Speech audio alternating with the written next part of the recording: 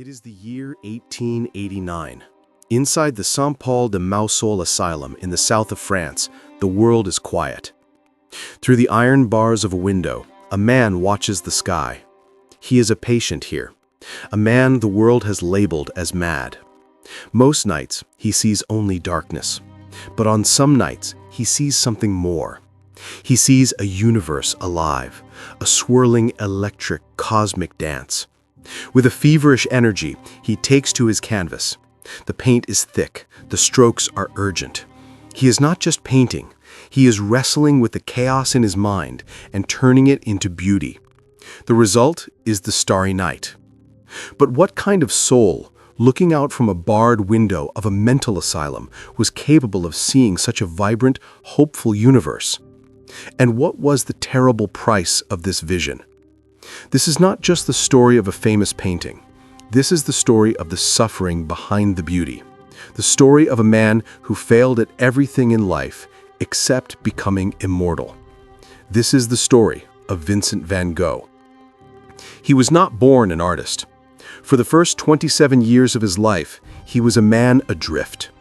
Born in 1853 in the Netherlands, the son of a stern pastor, Vincent was a serious, quiet, and intensely emotional child. He craved a grand mission. First, he tried to be an art dealer, a respectable job secured by his family. But the act of putting a price tag on beauty repulsed him. He argued with clients and fell into depression. At age 26, he was fired. His first career was a failure.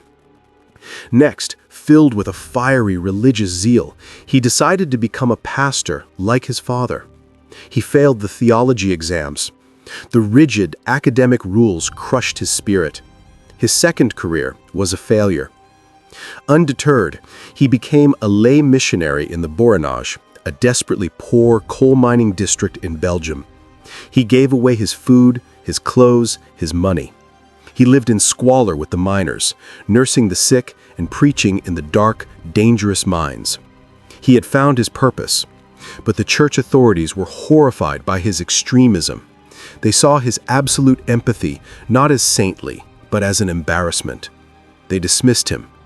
His third and most beloved career was his most devastating failure yet. At 27, he was a complete and utter failure, suffering a total breakdown. It was at this rock bottom that his younger brother, Theo, his lifelong anchor, wrote him a letter. Seeing the raw power in Vincent's sketches, Theo made a suggestion. Perhaps Vincent could preach, not with words, but with images. He could become an artist. For Vincent, it was a revelation. With no formal training, but with Theo's unwavering financial and emotional support, he dedicated himself entirely to art. His early work was dark and somber, like the earth itself. He drew the worn-down faces of the miners and peasants. In 1885, he created his first masterpiece, The Potato Eaters. It depicted a poor family sharing a meal of potatoes under a single dim lamp. The figures were coarse, their hands bony and gnarled from tilling the earth. The established art world found the painting ugly and clumsy. They missed the point. Vincent hadn't painted their appearance, he had painted their dignity. In 1886, everything changed. He moved to Paris to live with Theo. There he discovered the Impressionists. For Vincent, it was like stepping from a dark room into the brilliant sun. His art exploded with color. The muddy, dark palette of Holland vanished, replaced by a riot of brilliant blues, radiant yellows, and fiery reds. He began painting with the short, energetic brushstrokes that would define his genius. But even in Paris, Vincent remained an outsider. His intensity was unnerving, his arguments loud. He was a man whose passion was too raw for the sophisticated art scene. Worn down by the city, he longed for a brighter sun. In 1888, he moved to Arles, a small sun-drenched town in the south of France. There, under the brilliant light of Provence, his art reached its zenith. He painted with a desperate urgency, creating masterpieces like the Sunflowers series, explosions of pure yellow joy. In Arles, he rented a small building he called the Yellow House. This was to be his studio of the South, a brotherhood of artists living and working together. He begged his friend, the artist Gauguin, to join him as its leader. Finally, in October 1888, Gauguin arrived.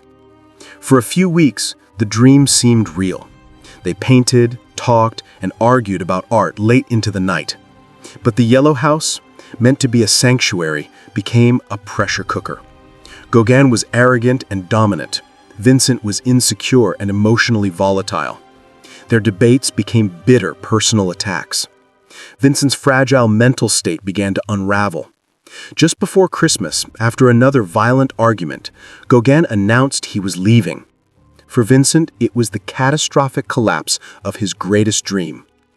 On the evening of December 23, 1888, a delirious Vincent confronted Gauguin with a razor. Gauguin, terrified, fled. Left alone in the Yellow House, consumed by a storm of madness and grief, Vincent took the razor and sliced off the lower part of his left ear. He wrapped the severed flesh in paper, walked to a brothel, and presented it to a woman, asking her to keep this object carefully. He then stumbled back to his blood-soaked bed and collapsed. The next morning, the police found him.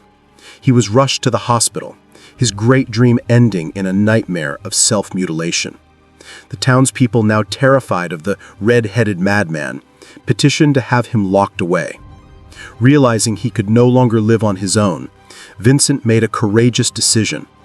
In May 1889, he voluntarily committed himself to the Saint-Paul de Mausole asylum in the nearby town of Saint-Rémy. His year in the asylum was a paradox of suffering and creation. He was plagued by terrifying psychotic episodes. Yet in the moments of clarity between them, he worked with a superhuman ferocity. Confined within the asylum walls, he produced nearly 150 paintings. He painted the gnarled olive trees, the towering cypresses, the irises in the garden, and from his barred window, he painted the Starry Night. The confinement, instead of stifling his art, had focused it into a beam of pure cosmic energy. In May 1890, feeling better, he moved to the quiet village of Auvers-aux-Soises under the care of Dr. Gachet. This final chapter was a frantic race against time. In just over 2 months, he painted more than 70 masterpieces, including the ominous wheat field with crows, a vast, turbulent landscape that many see as a premonition of his own despair. His letters to Theo were a mix of hope and a crushing anxiety about being a burden. The sadness, it seemed, would last forever.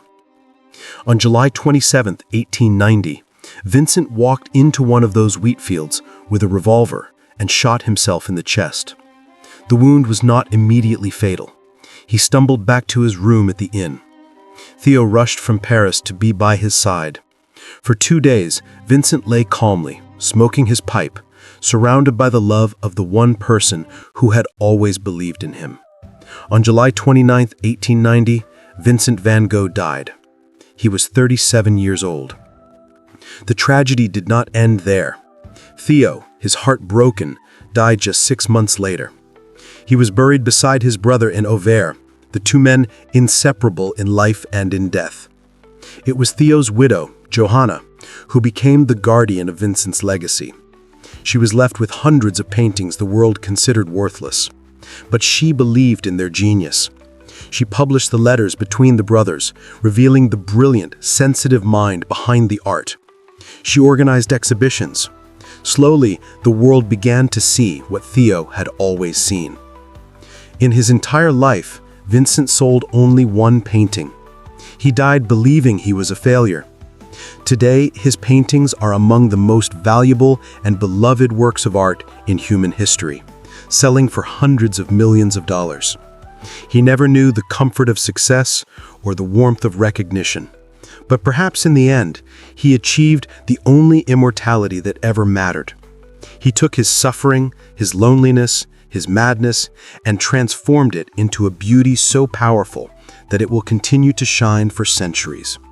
the man who saw a living universe in the sky outside his asylum window, finally became a star himself.